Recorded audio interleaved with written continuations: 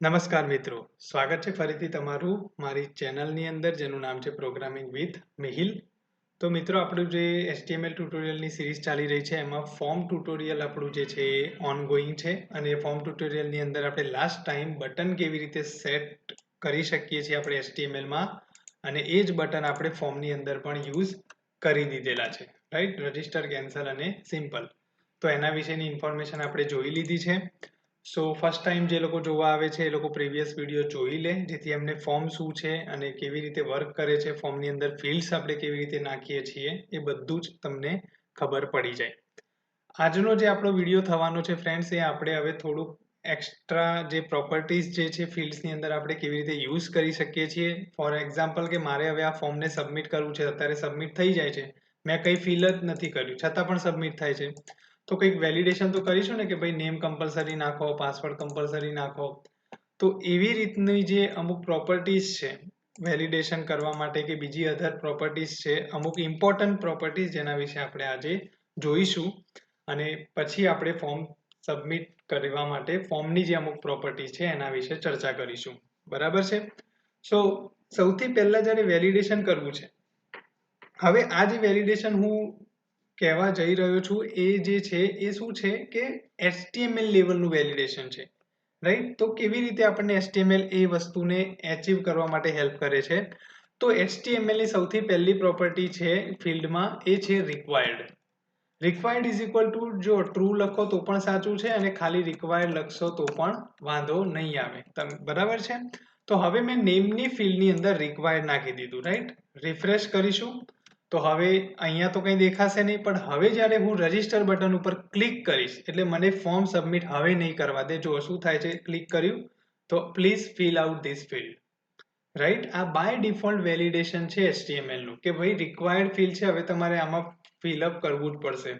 જેવું હું આની અંદર વેલ્યુ નાખીશ એટલે ઓટોમેટિક રજિસ્ટર થઈ જશે. ઠીક છે?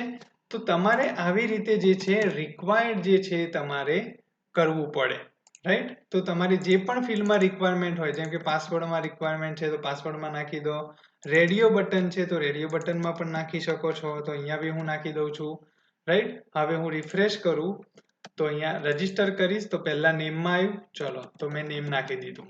હવે રજિસ્ટર પર ફરીથી ક્લિક કરું તો હવે પાસવર્ડમાં ચેક કરશે મને કે ભાઈ પાસવર્ડ નાખો. ફરીથી રજિસ્ટર કર્યું તો રેડિયો બટનમાં કીધું please select one of this option. હવે હું એમાં મેલ સિલેક્ટ કરી દઈશ, રજિસ્ટર કરીશ તો હવે ચેકબોક્સમાં પણ આપણને પૂછશે, રાઈટ? તો રજિસ્ટર કરીશ, હવે મારું ફોર્મ સબમિટ થયું, રાઈટ? સો તમારે જે છે આ રીતે તમારે રિક્વાયર્ડ તમે સેટ કરાવી શકો છો HTML ની અંદર, જે HTML લેવલનું જે છે એ વેલિડેશન તમને કરીને આપશે કે ભાઈ HTML લેવલે તમે નોર્મલ રિક્વાયર્ડ રાખીને તમે ફિલ્ડનું વેલિડેશન કરાવી શકો છો કે કમ્પલસરી તમે આ ફિલ્ડને ફિલ કરો. તો આ ફર્સ્ટ પ્રોપર્ટી જોઈ આપણે રિક્વાયર્ડની. જો કે પહેલા પ્રોપર્ટી આપણે જોઈ લીધી છે, ટાઈપની જોઈ, પછી રેડિયો બટનમાં નેમની જોઈ છે, બટ આ રિક્વાયર્ડની પ્રોપર્ટી જોઈએ આપણે. હવે સેકન્ડ શું આવે તો કે મારે એવું કરવું છે કે વેલ્યુ જે છે, રાઈટ? અહીંયા મારા ફોર્મની અંદર અમુક વખત કેવું હોય કે વેલ્યુ મારી પ્રીડિફાઈન હોય. પ્રીડિફાઈન નો મતલબ કે પહેલેથી સેટ હોય. એના માટે શું કરવું? જેમ કે માની લો કે મારે અહીંયા નેમ છે તો મારું મિહિલ નામ જે છે પહેલેથી પ્રીફિલ થઈને આવવું જ જોઈએ, રાઈટ? તો શું કરી શકું? તો આપણે જે રેડિયો બટનમાં નહીં, સોરી, આપણે જે અહીંયા ફોર્મમાં ઇનપુટ આ બટન બનાવ્યું હતું ત્યારે એમાં વેલ્યુ પ્રોપર્ટી જોઈ હતી, બરાબર? જ્યારે આપણે બટનને ઇનપુટ ટેગથી યુઝ કરીએ ત્યારે આપણે એની વેલ્યુ પ્રોપર્ટી નાખીએ છીએ. એવી જ રીતે આ ફિલ્ડ્સમાં પણ તમે વેલ્યુ પ્રોપર્ટી જે છે તમારી યુઝ કરી શકો છો. તો અહીંયા હું નાખી દઉં છું મિહિલ. હવે જો હું રિફ્રેશ કરીશ આખું પેજ તો બાય ડિફોલ્ટ હવે મિહિલ મારું જે છે એ આવશે જ. ચલો આપણે કોઈ બીજું નામ નાખી દઈએ, જેમ કે હું ફોર એક્ઝામ્પલ લખી દઉં છું કે અમિત, આવું કોઈ પણ નામ નાખી દઈએ છીએ, રિફ્રેશ કરીએ તો અમિત આવશે. કોઈ પણ હું નામ સિલેક્ટ અહીંયા કરી શકું છું, રાઈટ? જેમ કે અહીંયા હું નાખી દઉં છું કે રોહિત. ઠીક છે, રિફ્રેશ કરીએ તો રોહિત. તો કોઈ પણ પ્રીફિલ થઈને આવે છે નામ તમારું અહીંયા જ્યારે તમે આ વેલ્યુનો યુઝ કરો છો ત્યારે. તમે પાસવર્ડમાં પણ નાખી શકો છો. અહીંયા માની લો કે હું વેલ્યુ નાખી દઉં છું પાસવર્ડની અંદર 1 2 3 4 અને 5. તો પાસવર્ડ છે મેં નાખી દીધું છે. રિફ્રેશ કરો તો આવશે જ, પણ પાસવર્ડ ફિલ્ડ છે એટલે આપણને દેખાશે તો નહીં, ખાલી ડોટ ડોટ દેખાશે, રાઈટ? સો આ રીતે તમે પ્રીફિલ કરાવી શકો છો તમારી વેલ્યુને. ઓકે, હવે બીજું શું થઈ શકે આમાં? તો ટેક્સ્ટ એરિયા. હવે ટેક્સ્ટ એરિયામાં પણ હું વેલ્યુ નાખું છું. તો ટેક્સ્ટ એરિયામાં મેં વેલ્યુ નાખી દીધી કે ભાઈ ફોર એક્ઝામ્પલ કે મેં ગાંધીનગર આવું નાખી દીધું. રિફ્રેશ કરું છું તો અહીંયા તો આવ્યું જ નહીં. તો આનું શું કારણ?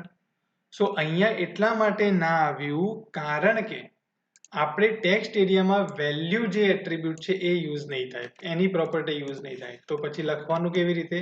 તો એના માટે ટેક્સ્ટ એરિયાનો જે ટેગ છે ઓપનિંગ અને ક્લોઝિંગ, એની વચ્ચે હું જે લખું એ તમારી વેલ્યુ બને. જેમ કે મેં અહીંયા લખી દીધું ગાંધીનગર, રિફ્રેશ કરીશ તો હવે અહીંયા આવશે પ્રીફિલ થઈને. આ ધ્યાન રાખજો, જ્યારે પણ તમારે ટેક્સ્ટ એરિયા યુઝ થયું હોય ફોર્મની ફિલ્ડમાં, ત્યારે હંમેશા એની વેલ્યુ ટેક્સ્ટ એરિયાના ટેગની વચ્ચે લખવાની. ટેક્સ્ટ એરિયાનો ઓપનિંગ અને ક્લોઝિંગ એની વચ્ચે જે કન્ટેન્ટ તમે લખશો એ એની વેલ્યુ થઈ જશે. ઓકે, સો આ રીતે તમે તમારી ફિલ્ડ્સમાં વેલ્યુ નાખી શકો છો. ઓકે, ચલો તો આ વેલ્યુની મેં કહી દીધી કે કેવી રીતે વર્કઆઉટ કરશે. હવે બીજી કઈ રીતે? રેડિયો બટન છે જેમ કે આ, તો એમાં બી મારે મેલ કાં તો ફિમેલ જે હોય પહેલેથી સિલેક્ટેડ તો આવવું જોઈએ ને, તો એ કેવી રીતે આવશે? અત્યારે હાલ આવતું નથી.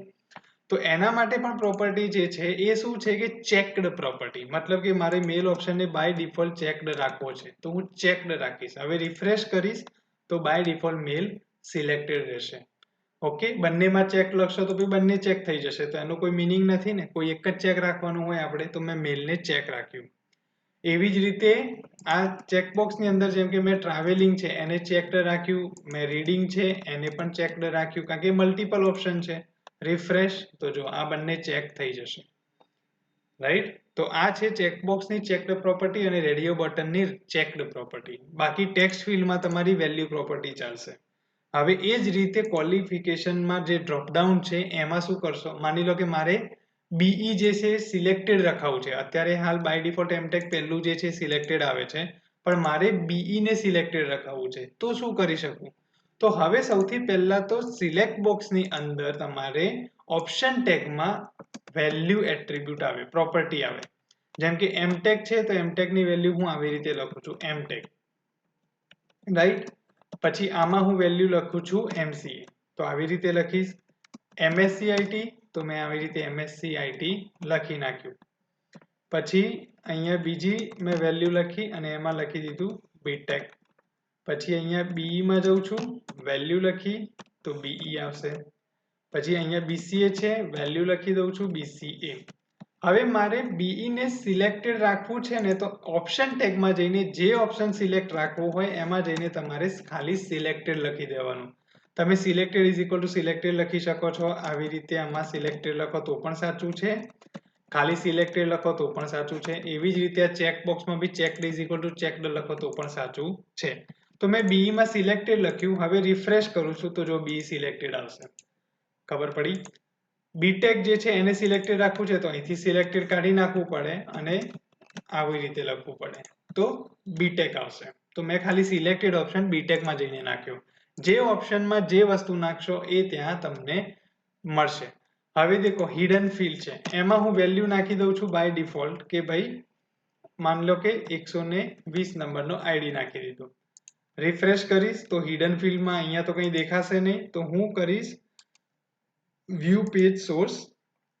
હવે અહીંયા જો વેલ્યુ દેખાય છે 120, જે મેં હિડન ફિલ્ડ વખતે તમને કહ્યું હતું કે આ વેલ્યુ આપણી યુઝ કરવી હોય, આપણે પેજમાં પ્રોગ્રામિંગમાં ક્યાંક જોઈએ છે વેલ્યુ, તો આપણે યુઝર માટે એ ફિલ્ડને હાઈડ રાખીશું, પણ એની વેલ્યુ આપણે એક્સેસ કરી શકીએ છીએ.